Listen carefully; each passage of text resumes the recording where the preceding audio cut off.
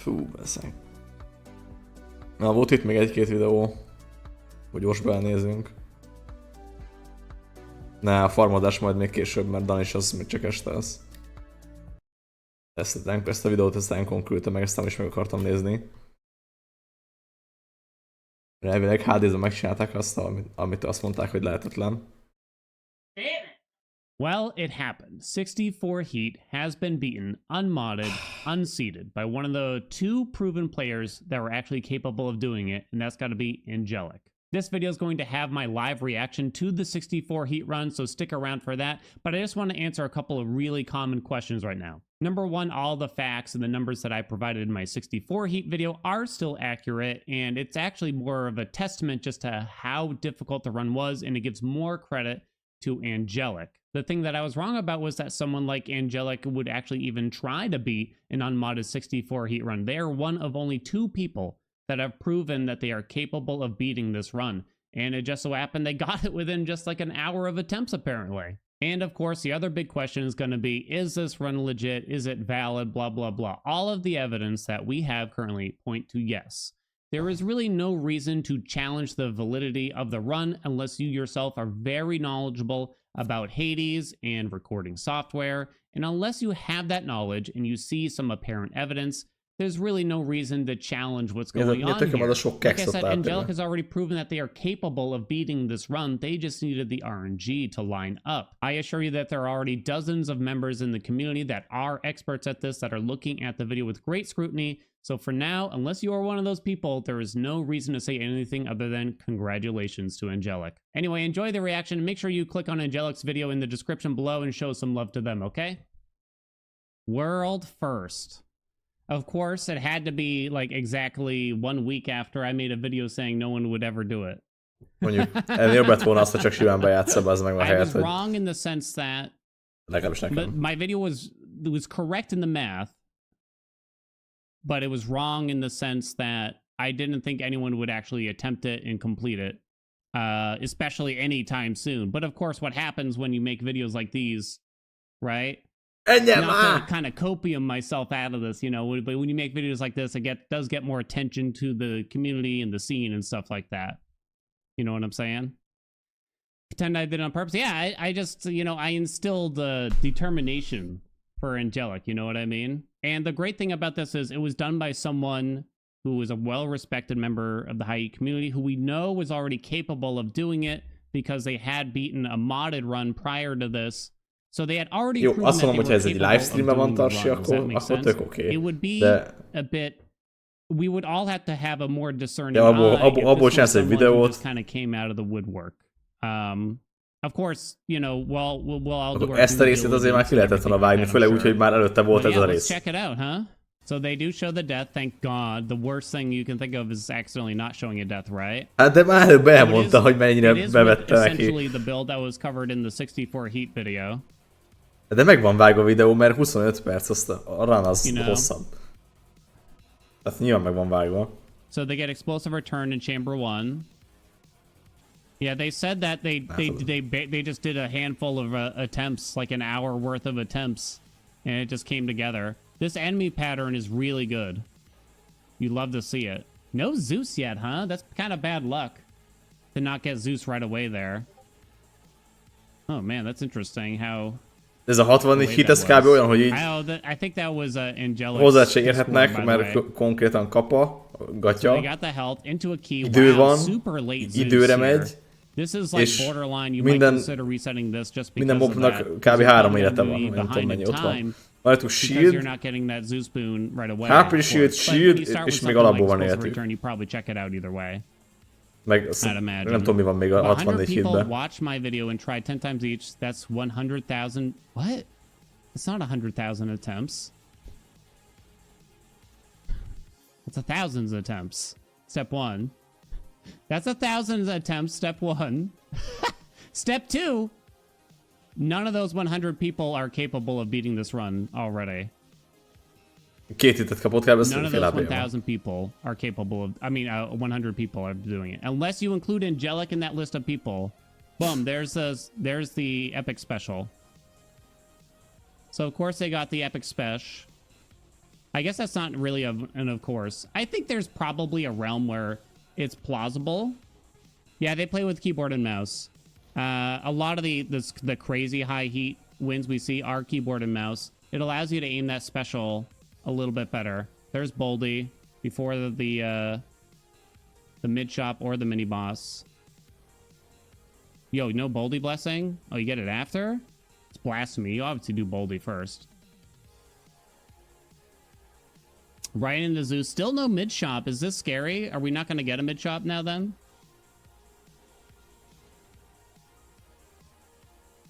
A little bit of a pause buffer just to see where Sneak's going to go to align those attacks. You have to get every second. So they roll here. Epic jolted. Wow. That is like one of the craziest setups. This is perfect. You could not ask for a better start in Tartarus, just to be clear. Explosive return, epic special, epic jolted. Those are the three things that you want. No, there are no other contenders. Now, I kind of said this earlier, but keep in mind that there's an element of maybe these things, you have to treat the game as if, yeah, that's just going to happen. And if it doesn't happen, then the run's lost anyway. So Angelic is probably thinking, yeah, of course I'm going to roll here. I'm not going to settle for something mediocre / useless from this mini boss. You wouldn't do that either way there, I think. Because in order to beat 64 heat, you just need the crazy things to happen. We did still get the mid shop. We didn't get scammed. That's always scary. Love that Fury soundtrack. It hit the special. They already have a palm on Jolted as well. That's good. Looking pretty special. Isn't Zeus Shield objectively the strongest weapon because it beats 64 heat? I mean, no? It's actually more so because Zeus Shield has the least setup. It's not really that Zeus Shield has the highest peak. It requires the least setup. We got the three things that were required to win the run in the first half of Tartarus. It requires the least setup, and you have a shield to block. Wow, another Zeus. They take high voltage. Strongest can mean many different things in a game. Exactly. Itt az idő is nagyon kemény, hogy tényleg időre, I mean, what about in terms of like a speed run? What about in terms of beating the first run? There's too many different factors. Yeah, I would say like if you made me pick 53 seconds. Me? Yeah, I would say like if you made get back some health in case they get hit. They buy the special damage. I'm kind of surprised. To be honest. I think it's pretty. Beowulf is just the most. It's the strongest weapon in the most categories in a lot of ways. Flurry cast, classic flurry cast. That's kind of an interesting thing when you have full routine inspection on here too, right? Even if you had Stygian Soul on the mirror, it's still gonna offer you flurry cast, and you have one cast. Literally the worst possible boon there.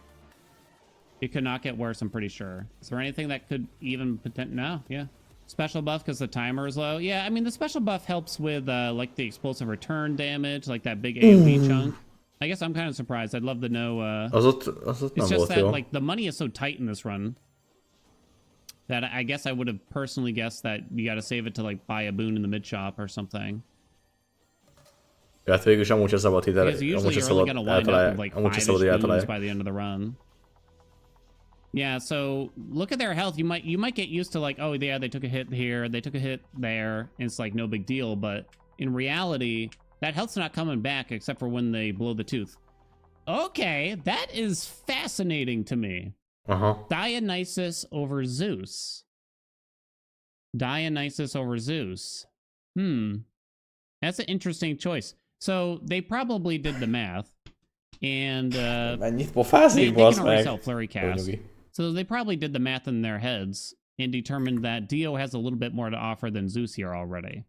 So Zeus, we already sold high voltage. The best you could get is you could get double strike. You could get the call And those are probably the major things that would help a lot. I would say Dionysus, you can get premium vintage. You can get the call. The call is better. Is the call better than Zeus? No. I don't think so. Privilege status, no mirror, no privilege status, doesn't exist. No, we couldn't get the legendary because we sold high voltage. You don't want Zeus legendary. Oh. I'm thinking, so maybe the thought process, we'd have to ask Angelic what exactly they're considering here. It could just be that something like, look at this nice setup, huh? Oof. Wow, the tooth got blown there. I don't think it was on purpose. That's scary, huh? It could be that the damage is in, right? The damage necessary is kind of there. So maybe they're thinking, give me premium vintage. You know what I'm saying? They're going to roll drunken dash away. They got a 5% strong drink. I think, oh God. Angelic. Hello? Ezt csináltatva nősített. After party does not work. It does nothing. After party does nothing. I'm sure when you just luck into that great RNG in Tartarus, you immediately, like, your beats per minute just skyrocket immediately, even though you still have the entire rest of the run to do. You know what I'm saying? It's tough. It's tough. Drink gets damage. Yes, it does not restore health though. Still, and Eurydice, 328 on the timer. It's pretty good. That hits Jolted and Flurry Cast. Again, this is an instance where you might be wondering, why not just take the palms for the guaranteed double buff, right? But again, you're kind of probably saying to yourself, you just need the best luck. So that's why you go for that. It didn't happen. And they still managed to pull through, you know what I mean? De az még csak azért, vagy az még a true ending felé menet volt, szóval igazából. Aid is probably quite useful here. High roll or no roll, yeah. Exactly. A legeslegnagyobb beszéd. Gerett, köszi szépen. Hello, égesőmentes jó játékot és kontinentnézést mindenkinek. Conti. Aphrodite is mostly not good too, I'd say, like possibly at a detriment. Ares, you just lose like DPS kinda, because it does so little and you're locked into the animation. Aphrodite doesn't deal damage, so yeah. But they all give you some iframes and make you briefly invincible, so it can help. It's almost like you can treat the call as an extra dash a tiny bit. One damage. Essentially. Okay. 224 on the clock. Quite good. Quite good, but judging from their modded run, their 64-8 modded run, this is still like kind of just in the middle, probably. Like this is only barely doable, I think, by a lot of standards here. Because in their 64, in their modded win, they still took a Chaos Gate at the start of Elysium. So we're swapping to the Acorn. The tooth is gone. They will not recover a single ounce of health for the rest of the run. Isn't that crazy that you would just have to say like, well, if the Chaos Gate appears, I have to take it. We got rid of the call. Was Flurry Cast not there? Hold on. It might not have been there. Yeah, it wasn't there. Get rid of call over strong drink. Yeah, I think that makes sense. Well, that's close. When did we get strong drink? Mid-boss in Asphodel, right? Did we get a fountain after? It's at 5% right now. Hyper sprint. All right, back on track. No hammer. No hammer. Interesting. Yeah, the hammer could fuck you, right? There's a couple of baddies. There's a couple of bad ones. There's a couple that would actually absolutely blow it. I just wonder, there's not really a high roll for it either. There's not really like a high roll in this instance, right? There's no hammer. Well, if you got this one, then that would actually help the run. There's really nothing, right? Ferocious Guard. Okay, so that's one, yeah. Nézve is észnek tűnik neked igazán, right? Még mindig. They buy the help, they don't buy Aphrodite. They take the Zeus here. I think this must be where double strike occurs. We only got 2 megs left because we... Didn't we meg in a weird spot? No, we meg the sneak. That's all it is, right? Yeah. Ooh, those hits. Down to 19. 19 HP. Again, normally, it's not a big deal. But every hit is brutal. Obviously, we know they win, but... Double strike. How big is double strike here? So the interesting thing is you really want Patty to skip combat, but Patty doesn't do anything. Look, there's 2 buffs because the Death Defiance one doesn't appear when you have no mirror. So you can get Hydrolite, which heals for 0, or you can get a little bit of attack. That 64 heat jerk, right? Crazy stuff. Do you think we get Thanatos? I don't think we saw Thanatos yet, right? Oh, there we go. Y0 hero, lasting consequences. You can't get healed. That's chamber 33 Than. So second to last chamber of Elysium. So you got Patty into Than, and if you get a fountain room for the last chamber, then that is magic. That is pure gold. When you see Thanatos, your timer doesn't stop? Yes, it does, honey. But I promise you it does. The same version of the game is on all consoles. Thought the Patty heal still works? No. It is confusing what works and what doesn't when it comes to lasting consequences, because some things work, some things do not. Quick recovery from Hermes works. Fountains do not work. Curse Slash works. Hydrolite from Patty does not work. Guan Yu works. After Party does not work. Stubborn Roots works. Nurse Soul does not work. Oh, she sent a Chamber 33 Than into the Discord? Holy shit. This is a spicy room. Like, they haven't taken any damage. Wow, Dio call. I wonder, Angelic, if you're around, do you feel like you had to have it?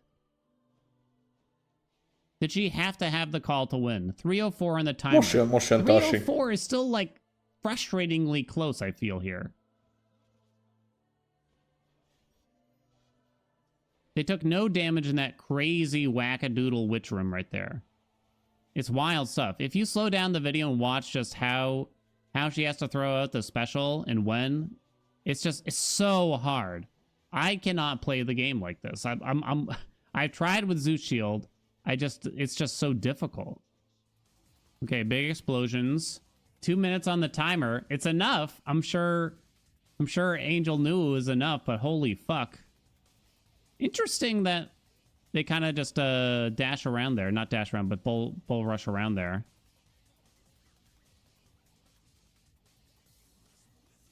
Acorn charge is gone. 94 health. Angelic, you don't think you needed the call necessarily because you had Heroic Jolted? Oh, you got to sell it anyway. Never mind, sorry. I assumed that you sold something else. More special damage and the armor. Fascinating.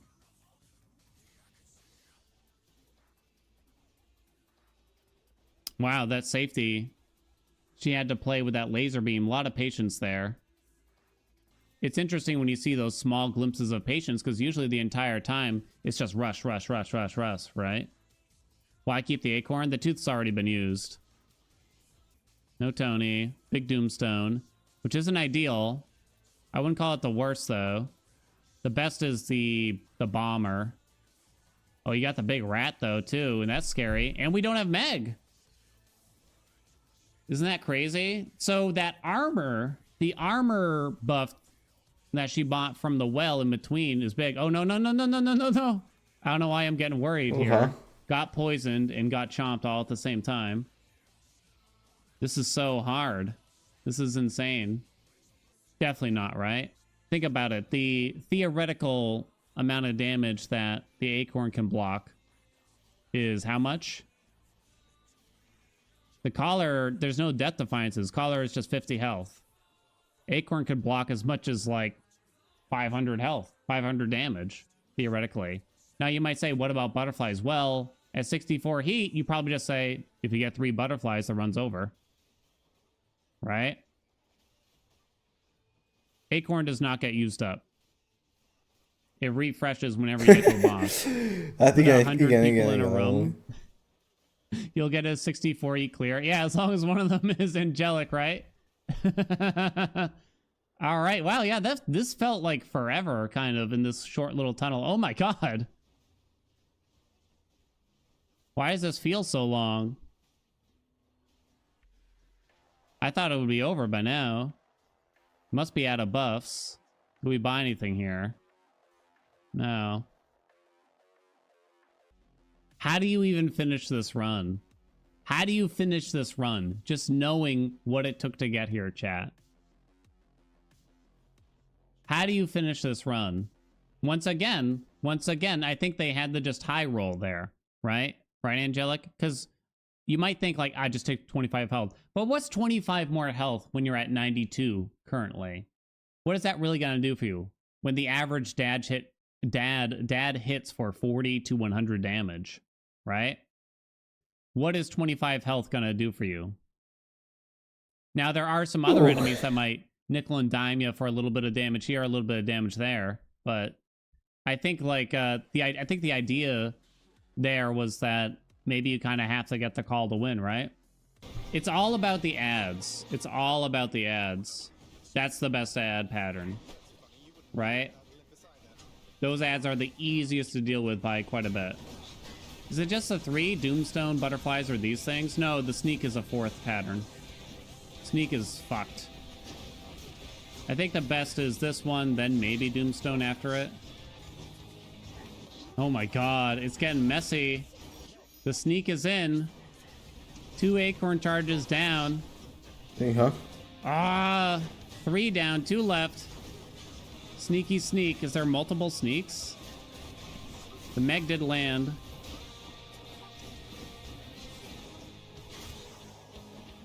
Two minutes, 48 seconds, phase 1 done. At this point, you just know that you have everything you need to win. Once you clear phase 1 and the timer's not horrible, you know you have what you need to win. You just gotta not mess it up. You just gotta not mess it up. Nice special control there. Still dealing damage even when blocking through the laser. That's so hard to do. That's so hard to do. To time that and keep it out just the right amount of time and then pull it back at the last second. You gotta start thinking about the Cerberus summon around this time too. Because right after, usually a common pattern with Dad here is that... Oh! Me? I saw the red circle and I got so scared. The pause buffer and everything. Oh, the knockback is wild there.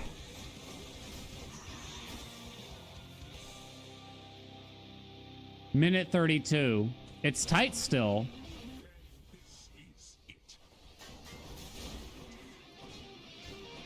Hades is, I would argue, slightly more predictable, but the pots get more crazy in phase 3. And the darkness means that you can't see everything that's happening, of course, either, right? But Hades will only throw his spear in phase 3 after doing the combo move. There's the last acorn. 68 health. No acorn left. Pretty much a hit from almost anything kills you right here immediately. Not even gonna chase down the pots. Just do what you can over in the corner here to get through the healing. 45 seconds left. One more. That's so frightening. Being tucked in that corner. Oh my god! And then the skull hit.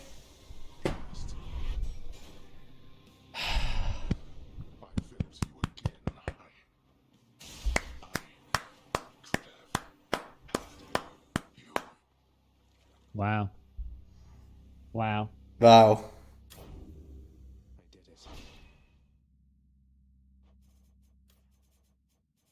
I thought it would never happen. I honestly thought. Azt hitte, sose történhet meg. Na jó van. Hát azt hittem, mármint igazából nem tudom, mire számítottam. Hát... Hello, more. Hát... Egy kicsit lehet jobbra a videó szempontjából, de nyilván attól még ez kemény volt.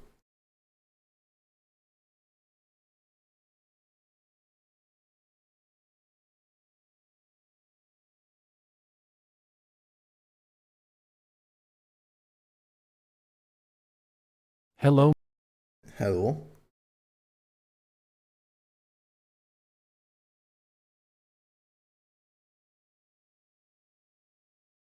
Hello. Na, hozok valami kis izét, azt addig, szerintem ezt a videót aztán mehet valami. Úgyis rég volt nektek Alien. Alien From countless evidence flying list. saucer sightings and random circles and crops, to unexplained intergalactic radio bursts and atmospheric biosignatures in distant exoplanets, humans have been obsessed with the quest of finding extraterrestrial life. Rightfully so, as the answer to this question would reveal if humanity is in a multiplayer server or an offline campaign. So let us peer into the evidence for alien life that we have collected as a species and rank it by its scientific credibility in the classic tier list format, with evidence ranging from the professionals with their big fancy equipment to the amateurs who excitedly point to any light in the sky as a sign of those who come from above. Thanks to Brilliant for sponsoring this episode. Beginning in F tier, we have the gray slop of evidence known as conspiracy theories based on nothing but bad images and bad assumptions. The Black Knight satellite is an artificial satellite of extraterrestrial origins that has orbited Earth for 13,000 years. The evidence for this stems from a collection of images and other data of space debris, natural rocks, and classified spy satellites. While it can be fun to speculate about extraterrestrials observing humans and their funny little shenanigans, the concreteness of the supposed evidence holds less weight than an object in microgravity. It's just floating space junk. F tier. Crop circles. Pretty much all of them appear near roads and densely populated areas overnight. Very convenient for aliens that have to travel by car. In 1991, two hoaxers, Doug Bauer and Dave Chorley, took credit for having created many of the circles throughout England. Sadly, nothing exciting. F tier. The Tic Tac flyby event. Leaked video footage shows an F-18 Super Hornet tracking a mysterious object. This incident occurred in 2004, and in 2020 the Pentagon confirmed that the footage was real. Great, aliens exist. Oh right, we're still in F tier. UFO investigator Mick West did a whole series analyzing this event on YouTube. To keep things short, the phenomenon was caused by a lens flare from an infrared camera. Although optically interesting and not fabricated, still bottom tier. Moving on from lackluster evidence and analysis, we arrive at the fine wine of sludge that is D tier. Oumuamua. It's a rather weird-looking interstellar object that accelerated through our solar system and had no apparent coma around it. Unfortunately, the assumption that it is of extraterrestrial origin can never be confirmed unless we develop the technology to catch up to it in the vast void of interstellar space. But it's probably just a long rock. D tier. Fast radio bursts, FRBs for short, are very short-lived radio bursts that have puzzled scientists since they were first recorded in 2001. FRBs eject the same energy in 1,000th of a second as the sun does in a year. The Hubble Space Telescope spotted two FRBs in the spiral arms of two galaxies from billions of years ago. Researchers believe that the source of FRBs is a type of neutron star called a magnetar. This does not cover all the FRBs detected, but it does suggest that the likely explanation are natural phenomena. Not evidence of alien intelligence, unfortunately, though it is evidence of the many interesting natural phenomena of the universe.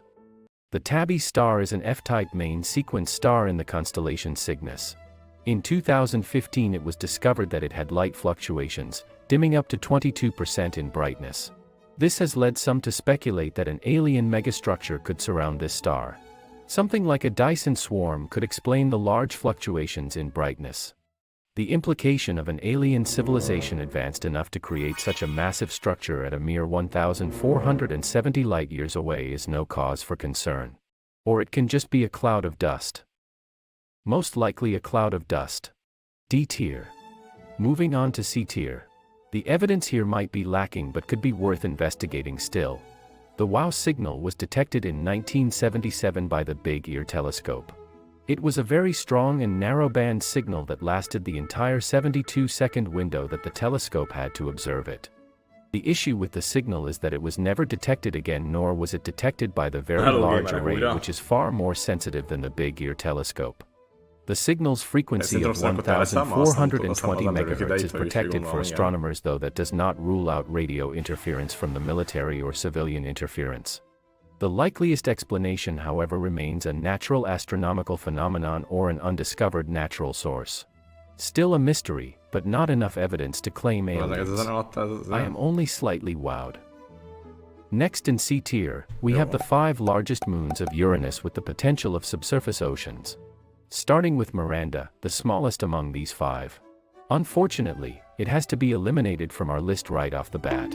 Based on scientific data and the moon's extremely low temperatures, it's highly likely that any subsurface ocean Miranda once had is now frozen solid. If any life forms did exist here, they are now likely encased within an icy tomb, preserved but not living, rendering Miranda a less viable candidate for alien existence. Moving on to Ariel and Umbriel. These moons, while larger than Miranda, suffer from a similar problem, though it's not as extreme. Their subsurface oceans, if they exist, are likely at such low temperatures that the water would be in a supercooled state. This makes it incredibly difficult, if not impossible, for these oceans to generate electrical currents strong enough to be detected by our current technology. Such frigid conditions are not typically conducive to life as we understand, but the potential for extremophile organisms cannot be dismissed. That leaves us with Titania and Oberon, whose subsurface oceans might not just exist but also be warm enough to be habitable. This is thanks to the nice radioactive warmth given off by their cores as well as the theorized high salinity of the water. Unfortunately, any mission to drill into the icy crust will be met with tens of kilometers of ice to drill through. If there is life, it will be long before we can study it. Speaking of hard to study, in C tier we also find the TRAPPIST-1 system. You might have heard of it as it made headlines in the news when it was discovered. This single, cold dwarf star has 7 Earth-sized planets orbiting it. 3 of these planets orbit in the star's habitable zone. While this only meets one potential criterion in the checklist of life, the fact that there are 3 of them provides a unique opportunity to study the effect of being in different parts of a star's habitable zone. 40 light-years away though, not happening soon. C tier. Now on to the B tier, reserved for entries showing quite a bit of promise. The 1996 Martian meteorite ALH-840 a bit of promise. Megejtsem, itt konkrétan a F-tier, tehát a legalsó tierben voltak azok, amik kb. Krisznek a videójában voltak. Ez nem is volt benne. The 1996 Martian meteorite ALH-84001 was a meteorite that originated from Mars that contained structures that some scientists have argued are evidence of fossilized bacteria. Though this assertion has been refuted by many subsequent studies, the 2 most recent studies have found 2 very interesting things. The first study from April 2020 reported finding nitrogen-bearing organics. A later study in 2022 confirmed the finding but concluded that an abiotic process from very early Mars was the source. The evidence of organics is enough to solidify Mars' role in our hunt for ancient extraterrestrial life. B tier. Proxima Centauri b is a name known to anyone interested in exoplanets. Its host system is a triple-star system that hosts 2 sun-like stars and a dimmer red dwarf. Proxima b orbits this smaller star's habitable zone, and at a distance of 4.2 light-years from Earth, it remains the closest potentially habitable exoplanet. In the near future, a mission may be sent to the Alpha Centauri system. The proposed Starship solar sails will take about 20 to 30 years to get to the star system, and an additional 4 years to notify Earth of its success. By the end of the century, humanity will be a fledgling interstellar species. But due to the distance, we haven't yet confirmed the presence of water or of a habitable atmosphere, so B tier. Now on to the good stuff, A tier. Enceladus is a moon of Saturn that is known to have a subsurface ocean and hydrothermal vents. Its surface of ice is deformed by crater impacts and tectonic action. During its flybys, the space probe Cassini discovered cryovolcanoes spewing water vapor, hydrogen, and solid material near the South Pole. In the depths of our oceans, life is sustained by geological activity, thus making Enceladus a prime candidate for investigation and thalassophobia development. A tier. Europa. Similar to Enceladus, Europa holds a subsurface ocean warmed by internal mechanisms. What puts Europa above Enceladus is the size of its ocean and its accessibility.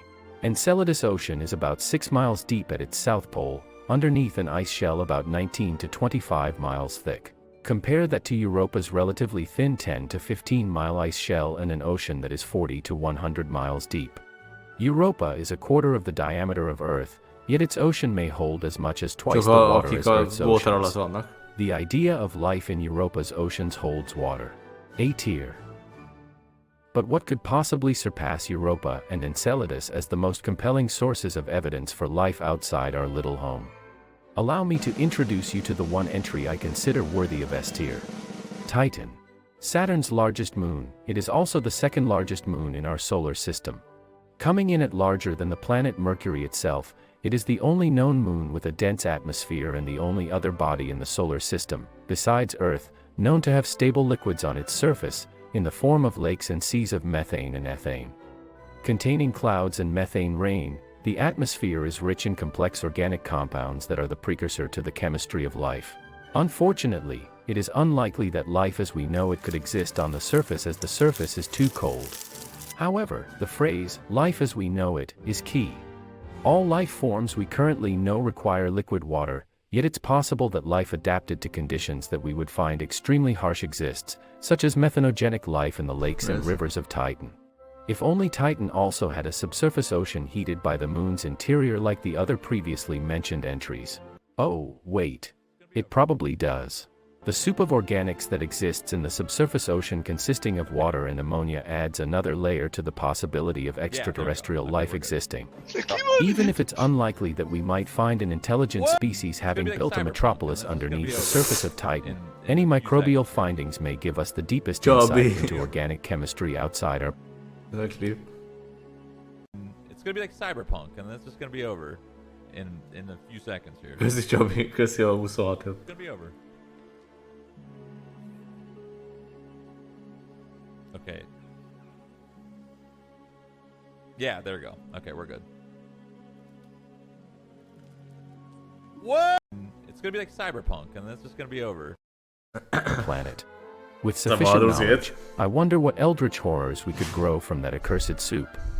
As we wrap up our ranking of evidence of extraterrestrial life, we find that we do not have any smoking gun proof for funny little green boys existing among us. What we do have is a vast universe to explore. The origins that has orbited Earth for 13,000 years. The evidence for this stems from a collection of images and other data of space debris, natural rocks, and classified spy satellites. While it can be fun to speculate about extraterrestrials observing humans and their funny little shenanigans, the concreteness of the supposed evidence holds less weight than an object in microgravity. It's just floating space junk. F tier. Crop circles. Pretty much all of them appear near roads and densely populated areas overnight. Very convenient for aliens that have to travel by car. In 1991, two hoaxers, Doug Bauer and Dave Chorley, took credit for having created many of the circles throughout England. Sadly, nothing exciting. F tier. The Tic Tac flyby event. Leaked video footage shows an F-18 Super Hornet tracking a mysterious object. This incident occurred in 2004, and in 2020 the Pentagon confirmed that the footage was real. Great, aliens exist. Oh right, we're still in F tier. UFO investigator Mick West did a whole series analyzing this event on YouTube. To keep things short, the phenomenon was caused by a lens flare from an infrared camera. Although optically interesting and not fabricated, still bottom tier. Moving on from lackluster evidence and analysis, we arrive at the fine wine of sludge that is D tier. Oumuamua. It's a rather weird-looking interstellar object that pont kim voltam. Ja, csak addig videó ment, amíg kim voltam, de aztán belenéztem az elejében, mert az pont az a rész volt, amiről kb. Krisz is videót csinált, és kíváncsi voltam, hogy van róla.